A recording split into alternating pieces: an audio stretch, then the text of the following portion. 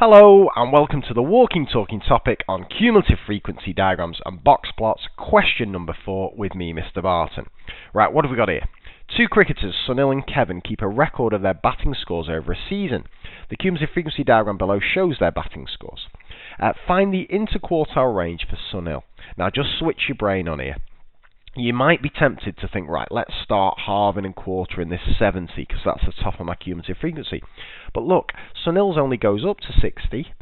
So if we're dealing with median, we only want half of 60. And in this case, if we're dealing with interquartile range, we only want to deal with a quarter of 60 and 3/4 of 60, not your 70. So let's take me lower quartile first. So for lower quartile, I need a quarter of 60, which if my maths is right, I reckon that's 15. So I need to go across at 15. See where it hits, and then just check I can read this scale. So I think that is going down there, and that's hitting exactly 2 squares in. Now 2 squares in between 20 and 40.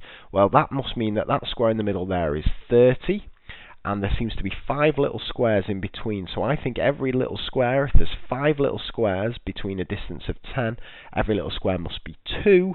So 2 squares in from 20, I think that is a lower quartile of 24. I think every one of those little squares is equal to 2.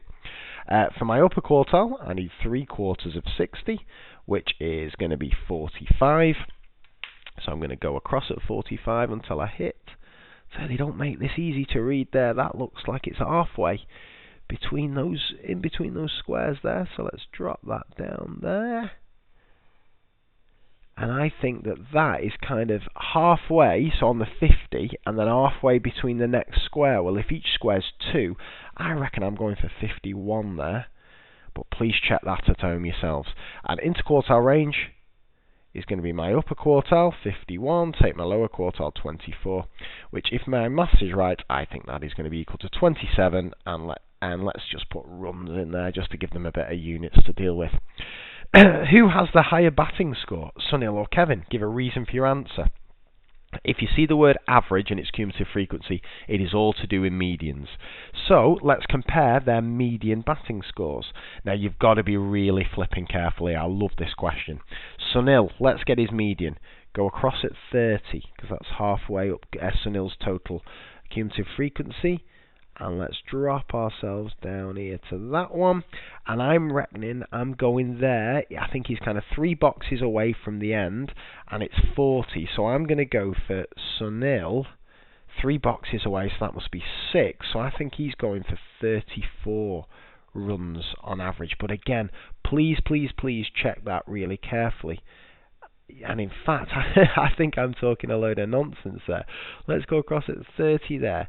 He's 2 short of, I think, is he 2 or 3 short? No, 34 seems about right actually. I might stick with that. It's either 34 or 36. I can't quite see this dodgy photocopying. I think I'm going to go for 36.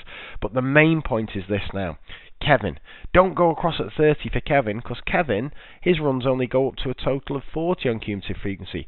So for Kevin, you've got to go across at 20. That's half of Kevin's cumulative frequency. Go across at 20, and finally, they've got to give us a flipping nice one to read there. Kevin is there at 60. So Kevin's median, and I'm going to just make a note there that I'm dealing with medians, just so everybody knows. Kevin's is going to be exactly at 60 runs. So who has the higher batting score? Kevin is higher because his median is 60 runs. And that should get me the marks that I need.